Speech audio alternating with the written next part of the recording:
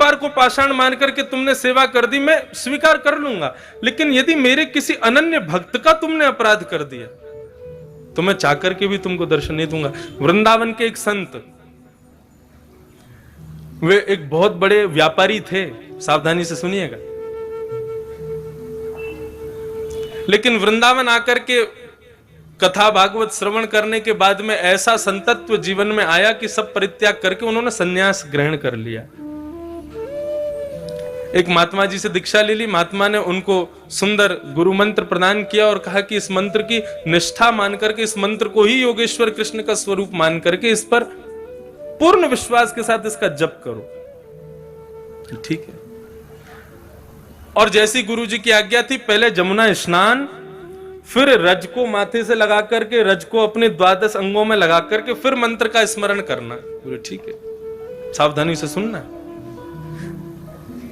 संत गए, पहले तो यमुना में डुबकी लगाई, डुबकी लगा करके ब्रज रज को अपने पूरे तन पर लगा करके और गुरु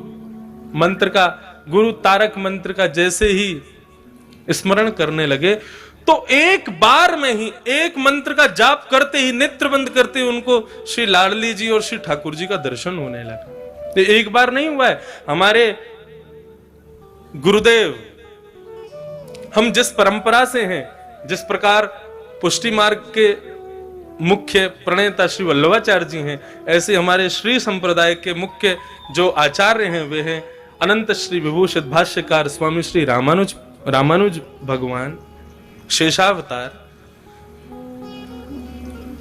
जब उनको गुरु जी ने अष्टाक्षर मंत्र दिया हमारे श्री वैष्णव संप्रदाय का, तो गुरु मंत्र का पहला जाप करते ही शंख चक्र गदा पद्म धारण करके नारायण प्रकट हो गए और उनको दर्शन दे दिया। भक्तमाल में वर्णन है कि गुरु मंत्र का, वैसे तो शास्त्राज्ञा करते हैं गुरु मंत्र किसी को सुनाना नहीं चाहिए, लेकिन जैसे ही श्री रामानुजाचार्य जी ने पहला अष्टाक्षर मंत्र गाया और पहला मंत्र का उद्बोधन करते ही नारायण प्रकट हो गए, तो उनको प्रणाम करना भी भूल गए। क्या किया? बोले गोपुर है आरूढ़ उच्च स्वर मंत्र उच्चारो। हमारे श्री वैष्णव संप्रदाय में जो दक्षिण में मंदिर होते हैं उनके बड़े ऊंचे ऊंचे गोपुर होते हैं। आप लोग तिरुपति जाओ, श्रीरंगम जाओ, श्रीरंगम का गोपुर तो महाराज किलोमीटरों दूर से दिखाई देता है। तो जैसे ही रामानुजाचार्य भगवान ने श्री नारायण प्रभु के दर्शन किए तो प्रणाम भी नहीं किया, दौड़े हैं और सीधे गोपुर के ऊपर खड़े होकर के अष्टाक्षर मंत्र को जोर जोर से चिल्लाने लगे, गाने लगे। आचार्यों ने कहा, बोले अपराध कर रहे हो, गुरु मंत्र को खुले में गा रहे हो। तो रामानुजाचार्य जी कह रहे हैं, जिस मंत्र का एक बार उच्चारण करने से नारायण दर्शन दे दे, ऐसे मंत्र को गुप्त नहीं रखूंगा मैं तो सबको सुना दूंगा ताकि सबको दर्शन हो जाए। कैसा भाव रामानुजाचार्य जी का। अभी दिसंबर में पूज्य मलुक पीठ वाले महाराज जी ने भक्तमाल की कथा अपने निवास पर गुरुदेव के स्मृति में की, तब उन्होंने श्री रामानुजाचार्य जी के प्रसंग में ये भाव सुनाया। मन को इतना भाया कि आज तक कम से कम नहीं तो ज्यादा से ज्यादा नहीं तो 10-12 हजार मालाएं तो अष्टाक्षर मंत्र की कर ली होंगी, लेकिन हमको दर्शन नहीं हुए। तो वे क्या कह रहे हैं? बोले कि इतने विश्वास से गुरु मंत्र का उन्होंने उच्चारण किया कि नारायण एक बार में ही प्रकट हो गए। गुरु मंत्र में इतनी सामर्थ्य। तो वृंदावन के उस भक्त को गुरु तारक मंत्र दिया, वो कहा इसका जाप करो। यमुना जी स्नान करके ब्रजरज तन से लपेट करके जैसे ही वे आंख बंद मूंद करके बैठे तो श्री लाडली जी और किशोरी जी और लाल जी दोनों प्रकट हो गए और दोनों दर्शन देने लगे। और केवल दर्शन नहीं, लीला का दर्शन कराते थे उनको, और वो बैठे बैठे वहीं पर लीला का दर्शन करते थे। आज ठाकुर जी मान कर गए हैं, आज ठकुरानी मान कर गई हैं, यहाँ ठाकुर जी ठकुरानी को मना रहे हैं, आज ठाकुर जी को ठकुरानी मना रहे, ऐसा दर्शन उनको होता। एक बार कोई विचित्र लीला ठाकुर जी दिखा रहे थे, उसमें ऐसी लीला हुई कि उस संत को बहुत जोर से हंसी आ गई, और जैसे ही उसको हंसी आई इतने में ही सामने से कोई भगवान का भक्त था, लेकिन अपंग था, उसका एक पैर नहीं था, वो वहां से जा रहा था। अब जैसे ही उसका वहां आना हुआ, इनका जोर से हंसना हुआ, इसकी हंसी को सुनकर के उन्होंने विचार किया कि मेरे इस दुर्बलता पर ये हंस रहे, मेरी अपंगता पर हंस रहे। और इस बात का विचार करके वो बड़े दुखी हो गए। जैसे ही उनके हृदय में दुख आया, इनके नेत्रों में ठाकुर ठाकुरानी का जो दर्शन हो रहा था वो अंतर ध्यान हो गया। इन्होंने नेत्र खोले, पुनः यमुना जल से अपना मुख धोया, पुनः ब्रजरज लपेट के फिर से गुरु तारक मंत्र का उच्चारण किया, लेकिन अब ठाकुर जी बुलाने से भी नहीं आ रहे। बार बार अदृश्य अदृश्य अदृश्य हो रहे। दौड़े अपने गुरुदेव के पास और जाकर के चरण पकड़ लिए, रुदन करने लगे, बोले जय जय मुझसे कोई बहुत बड़ी भूल हो गई, ठाकुर जी का दर्शन नहीं हो रहा मेरे को, मैं कैसे जीऊंगा उनके दर्शन के बिना। उन्होंने पूरा पूछा, क्या हुआ तुमसे, कोई अपराध तो नहीं हो गया? बोले मैं अपराध कहां कर सकता हूं प्रभु। बोले सच सच बताओ, जब तुमने नेत्र खोले, ठाकुर जी का दर्शन अंतर ध्यान हुआ, नेत्र खोलती आसपास क्या वातावरण था? बोले वातावरण तो कुछ नहीं था, लेकिन हाँ एक थोड़ी सी दूर पर मैंने एक महात्मा को जाते हुए, भक्त को जाते हुए देखा। बोले वो भक्त कैसा था? बोले एक पांव नहीं था उनका। गुरु समझ गए। बोले देखो तुमने तो भाव से ही अपने भाव को स्थापित किया होगा, लेकिन उनको ऐसा लग गया कि तुम जो हंसे हो वो उनकी अपंगता पर हंसे हो। और बेटा भगवत अपराध से तो मुक्त हो जाओगे, लेकिन भगवत भक्त अपराध से भगवान कभी मुक्त नहीं करते। अपना मान टले टले जाए पर भक्त का मान न टलते देखा। गुरुजी आज्ञा करो, मैं क्या करूं? बोले वृंदावन में जितने भी साधक महापुरुष हैं सबका भंडारा कराओ और सबको दक्षिणा दे करके सबके चरणों में दंडवत प्रणाम करके सबसे क्षमा मांगो।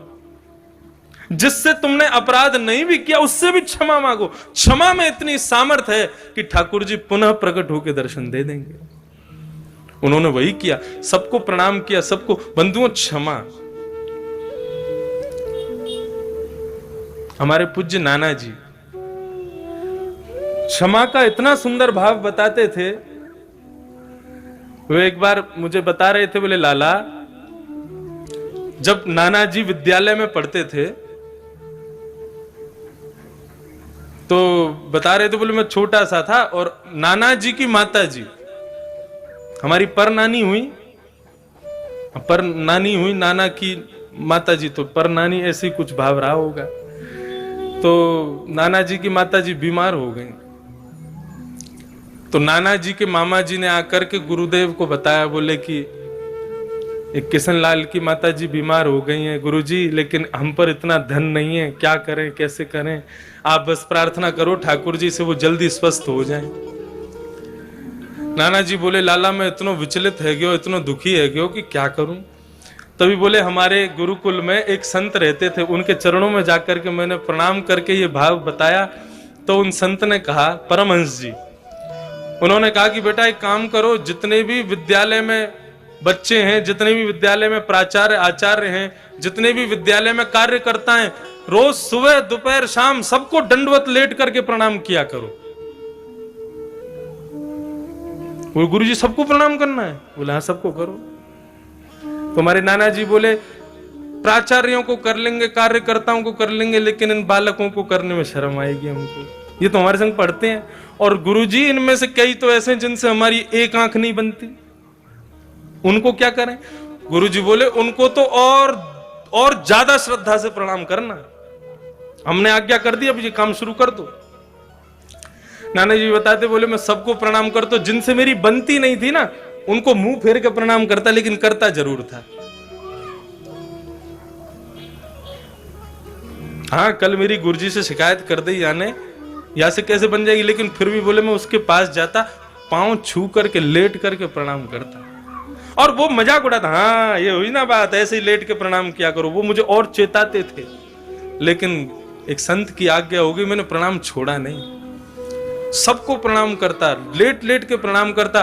बोले लाला एक दिन 2 दिन 3 दिन बीत गए, चौथे दिन से जो मुझसे ईर्ष्या करते थे ना, उनके हृदय में भी ऐसी दया आ गई कि जब मैं प्रणाम करता तो वो भी हाथ उठा, अरे भैया बस अब तू, क्योंकि सुबह भी करते, शाम को भी करते, दोपहर में भी करते, रात में सोने से पहले भी करते। बोले पूरा विद्यालय इतने करुणा भाव से मुझको देखने लगा, सब इतने प्रेम से भाव से सब कृपा करने लगे। बोले 4 दिन बाद हमारे मामा लौट के आए और गुरुजी से बोले, गुरुजी आपने बड़ी कृपा की, आपने प्रार्थना की, ठाकुर जी ने सुन ली, किशनलाल की माताजी अब बिल्कुल स्वस्थ हो गई हैं, बिल्कुल ठीक हैं, अब कोई दिक्कत नहीं। तो नाना जी कहते कि क्षमा में इतनी सामर्थ्य, उन लोगों ने मुझे क्षमा कर दिया और मेरे प्रणाम करने से मैंने उनको क्षमा कर दिया। क्षमा के भाव से इतना बड़ा प्रभाव। क्षमा बड़ेन को चाहिए। धर्म के 10 लक्षणों में एक लक्षण है क्षमा, जो हम कभी नहीं करते। संत ने आज्ञा कर दी, बोले सबको, सबसे जाकर के प्रार्थना करो, सब साधक तुम्हें क्षमा कर दें तो ठाकुर जी पुनः दर्शन देंगे। उन संत ने सबको प्रणाम किया, सबको दक्षिणा दी, सबके चरणों में लेट करके क्षमा मांगने लगे। सब कहते अरे भैया तेरा अपराध नहीं है, तू क्षमा क्यों मांग रहा? बोले नहीं, मैंने बहुत बड़ा अपराध कर दिया है। सबको प्रणाम करते करते उनमें से वे महात्मा जिनका एक अंग नहीं था वे भी बैठे थे, उनके चरणों में प्रणाम करके क्षमा मांगने लगे। बोले प्रभु मुझे क्षमा कर दो। संत ने हाथ रख दिया, बोले कोई बात नहीं। क्षमा जैसे ही किया, दौड़ करके गए यमुना जी में डुबकी लगा करके, जैसे ही ब्रजरज को तन पर लपेटा और नेत्र बंद करके गुरु तारक मंत्र का उच्चारण करते ही लाडली और लालजी पुनः प्रकट होकर के उनको दर्शन देने लगे। ये क्षमा में सामर्थ्य है।